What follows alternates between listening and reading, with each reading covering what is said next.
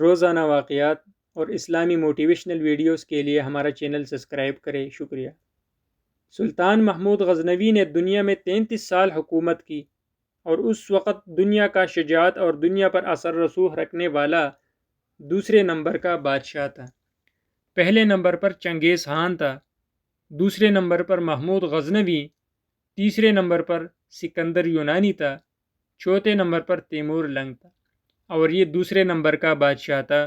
سلطان محمود غزنوی ہجری 410 میں وفات ہوئی اور دنیا پر 33 سال حکومت کی ہے۔ یہ واقعہ سچا اور انفرادی حیثیت رکھتا ہے کہ جب 1974 میں شہر غزنوی میں زلزلہ آیا جس سے سلطان محمود غزنوی کی قبر پٹ گئی اور مزار بھی ٹوٹ پھوٹ کا شکار ہو گیا، تو اس وقت کے افغانستان کے بادشاہ ظاہر شاہ مرحوم نے دوبارہ مزار کی تعمیر نو کی اور قبر کو مرمت کروایا۔ تعمیر کے مقصد کے لیے قبر کو پورا کھول دیا گیا کیونکہ قبر نیچے تک پڑ گئی تھی۔ جب قبر کو کھولا گیا تو قبر کے معمار اور قبر کے زیارت کرنے والے حیران رہ گئے کہ قبر کے اندر سے 1000 سال سے مرے ہوئے اور تابوت کی لکڑی صحیح سلامت ہے۔ سب لوگ حیران اور ورطہ حیرت کا شکار ہو گئے۔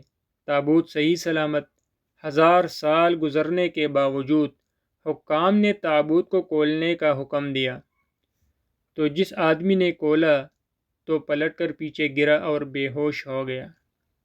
تو جب پیچھے لوگوں نے آگے بڑھ کر دیکھا تو وہ سلطان جو 33 سال حکومت کر کے مرا اور مرے ہوئے 1000 سال گزر چکے ہیں، وہ اپنے تابوت میں ایسے پڑا تھا جیسے کوئی ابھی اس کی میت کو رکھ کر گیا ہے، اور اس کا سیدھا ہاتھ سینے پر تھا، الٹ ہاتھ اور بازو جسم کے متوازی سیدھا تھا، اور ہاتھ ایسے نرم جیسے زندہ انسان کے ہوتے ہیں، اور 1000 سال مرے بیت چکے تھے۔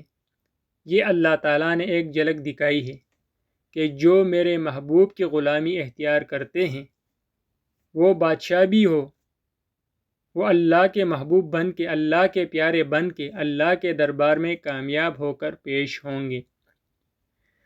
زندگی مختصر ہے اور وقت تیزی سے گزر رہا ہے۔ وقت کے آگے طاقتور سے طاقتور بادشاہ کمزور اور بے بس ہے۔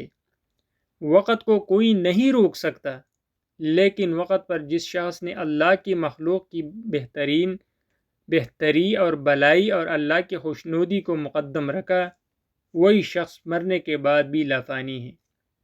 پسند آنے کی صورت میں ہمارا چینل سبسکرائب کیجیے گا۔ مہربانی، شکریہ۔